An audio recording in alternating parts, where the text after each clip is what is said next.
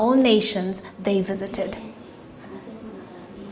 And we move on to another story closer to home. Poultry farmers in Uganda are counting losses after neighboring Kenya stopped importing eggs from there. Kenya's decision in January this year was intended to protect and support its own farmers market. Our Kampala-based correspondent Godfrey Badebye tells us more. This farm in central Uganda collects about 1,700 trays of eggs a day. But they are now stuck with the eggs for close to 3 months because of the disruptions in the Kenyan market. People's stock is rotting in the stores as we speak. People have to pay the workers they employed as we speak. People have to service their loans in the bank. They have no explanation to the bank, and the government is just sleeping. So what does government expect the citizen to do in this particular situation? The poultry industry creates opportunities throughout the value chain, not only in poultry production, but also in grain production. The cost of poultry feeds is high, and this contributes to the cost of poultry products. A farm of 10,000 birds, for example, will consume a total amount of not less than 5 million a day. Now, where are we going to get all this money to sustain these farms if we cannot have people to rescue the industry? Uganda exports approximately 70% of its eggs to Kenya, 10% to Democratic Republic of Congo and South Sudan, and 20% is consumed locally. Today, the borders are closed. Ugandan trucks taking eggs and Kenyan traders who are also surviving on the business of eggs cannot take their eggs across the border. They are being impounded, they are arrested, eggs are rotting on the trucks, they are given fines, which we find very, very unfortunate.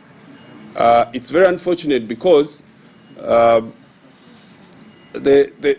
business is helping both of us, and one side is trying to ensure that they benefit while the other is not. Kenya issued a ban affecting all poultry products, including eggs. The ban followed petitions by Kenyan farmers that the high import volumes were making the business environment hard for the local farmers. The farmers in Kenya are complaining that we are selling our eggs at a cheaper price, because in Kenya the cost of production is higher compared to Uganda. Uganda, our raw materials, especially maize, which make good percentage of our animal feed or the chicken feed, is slightly lower. So when you're exporting our eggs to Kenya, we export it at a relatively lower price. And that's why I think there is a complaint from the farmers that we are exporting our eggs at a lower price compared to what they are selling theirs. This has caused a lot of frustrations among Ugandan farmers. The chicks we are buying from Kenya are more than the chicks we buy locally. Yes. Now, we have supported the economies, and they're not supporting our economies. Now, what are we going to do? Kenya keeps giving different reasons. Okay, they talk about our quality, they talk about our... But even their goods are not the best on the market.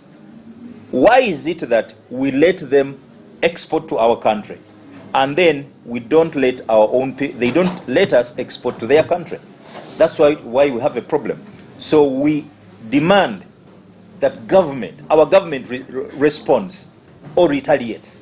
If they are blocking our exports, then let government also block key products from Kenya, so that it's tit for tat. If they want, let them open.